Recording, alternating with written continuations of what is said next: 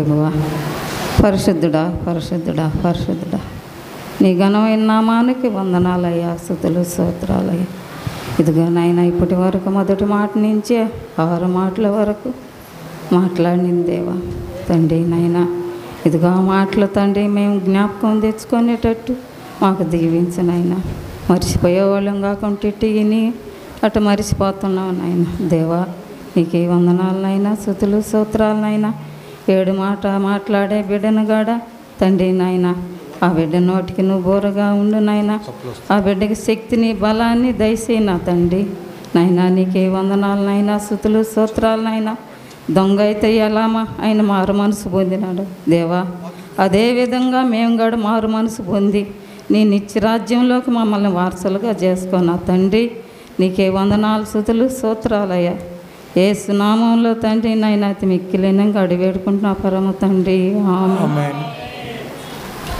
వాక్యం ప్రవచనం కీర్తనల గ్రంథం 31వ అధ్యాయం 5వ వచనం. విజయ గారు, విజయలక్ష్మి చదవండి.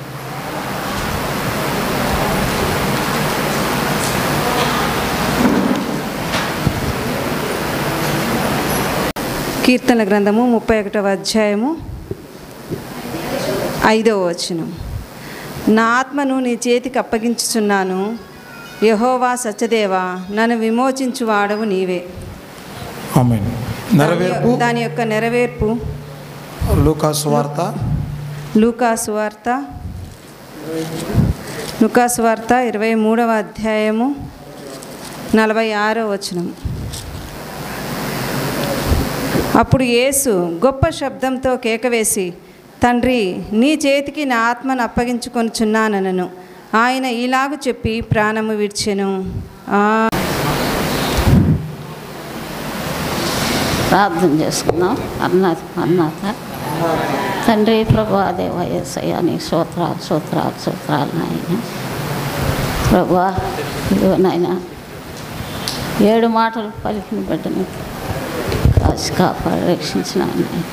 7వ మాట నాయన చదువురాని దాన్ని నాయన, పాపిని నాయన, నా నోటికి నువ్వు బోరగా ఉండి నీ మాటలు నేను పలికే ఏదేమో నాకు ఈ నాయన జ్ఞానమే నాయన, తెలివి నాయన, బుద్ధి నాయన.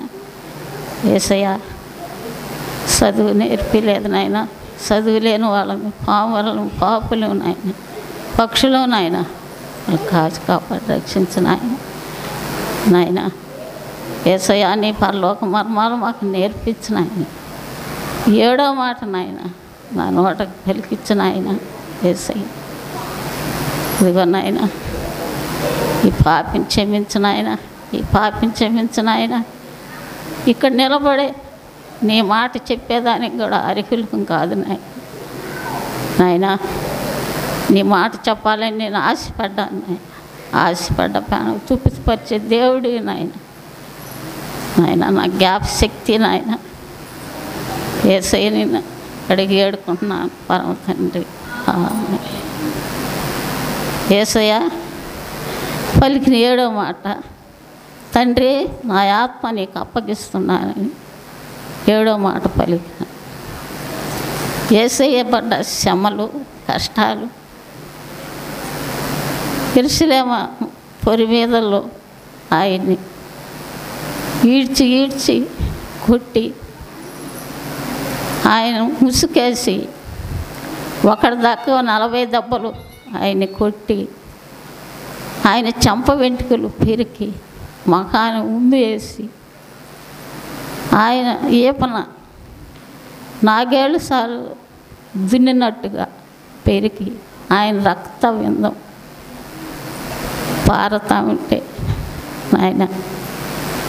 ఆయన చూసి నవ్వేవాళ్ళు ఎంతమంది, ఉమ్మూసేవాళ్ళు ఎంతమంది, దోషించేవాళ్ళు ఎంతమంది, శాస్త్రీయులు, పరిశీలు, దావన పోయేవాళ్ళు అందరూ ఆయన్ని సిలువేయమని, అందరూ ఈదులంతా సిలువేయండి, యేసు సిలువేయండి, యేసు సిలువేయండి అని కేకలు వేసి ఆయన భుజాన సిలువు భుజాన పెట్టి ఆయన్ని కొడతా తీసుకొని యెరూషలేము పొలిమేరలో తీసుకొని పోతా ఆయన ఆ సిలువ మోయలేక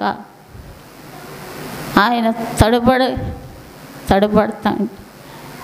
ఏరొకరు వచ్చి ఆ సిలువను మోస్తానని చెప్పి మోసిన ఏసే మొయ్యాలని కేకలేసి ఏసు బుధానే పెట్టి కొడతా తీసుకొని కలవరకొండ తీసుకొని పోయి ఆయన తల మీద ముళ్ళ కిరీటం పెట్టి ఆయన సిలువ మాని మీద ఆయన చేతులు మేకులతో కొట్టి ఆయన కాళ్ళు మేకులతో కొట్టి ఆయన పక్కన బల్యంతో పొడిచి యేసయ్యని సిలువేసి అందరూ యెరూషలేము స్త్రీలందరూ ఏడుస్తుంటే అమ్మ నా కోసం ఏడవద్దమ్మా, మీకోసము మీ బిడ్డల కోసం ఏడవండి అమ్మ అని యేసయ్య పలికినాడు.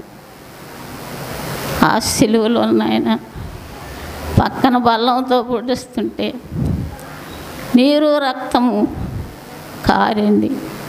ఎవరి కోసం ఆయన సిలువలో మరణిస్తున్నాడంటే మన పాపాల కోసం, మనం చేసిన పాపము, మనం చేసిన దోషాలు మన కొరకు, మన పాపాలు ఆయన సిలువ మాని మీద వేసుకొని ఆయన మోసినాడు. యేసయ్య నాయన తండ్రి నా ఆత్మ నీకు అప్పగిస్తున్నాను. మధ్యాహ్నం 3 గంటలకి ఆయన ఆత్మ తండ్రికి అప్పగించినప్పుడు సూర్యుడు రైదెప్పినాడు, చుక్కలు పిక్కిటెళ్ళినాయి, పర్వతాలు బద్దలైనాయి, సమాధులు తెరవబడ్డాయి, దేవాలయంలో తెర 2గా సీలింది. అప్పుడు అంతకుముందు దేవాలయంలో తెర ఉండేది. యేసయ్య ఏనాడు సిలువకు అప్పగించినారు అప్పుడు దేవాలయం తెర 2గా చీలింది. అప్పటి నుంచి తెర అడ్డం లేదు దేవాలయంలో.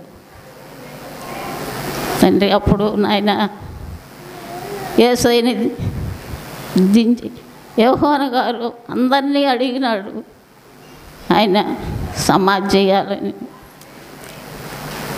అబ్బోయి అందరినీ ఆయన సమాధి చేయాలా అబ్బోయి పిలాతుని అడిగినాడు. పిలాతు పర్మిషన్ ఇచ్చినాడు. ఆయన దించి శుభ్రపరిచి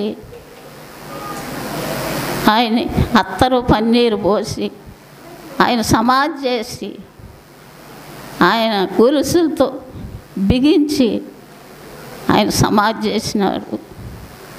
యేసయ్య మాటలు ఈ పాపులు మాట్లాడే శక్తి ఆయన ఇచ్చినాడు.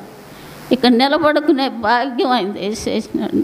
నేను నిలబడలేను, కానీ నాకు ఇంతవరకు ఆయన ఆయుష్ ఇచ్చినాడంటే ఆయన దయ వల్ల, ఆయన ప్రేమ వల్ల నడిపిస్తున్నాడు. ఆయన మాట చెప్పాలని నేను ఆశపడ్డాను. ఏదో ఈ కొద్ది మాటలు చెప్పినాను. ఈ మాటలు దేవుడు దీవించును గాక. ఆమేన్.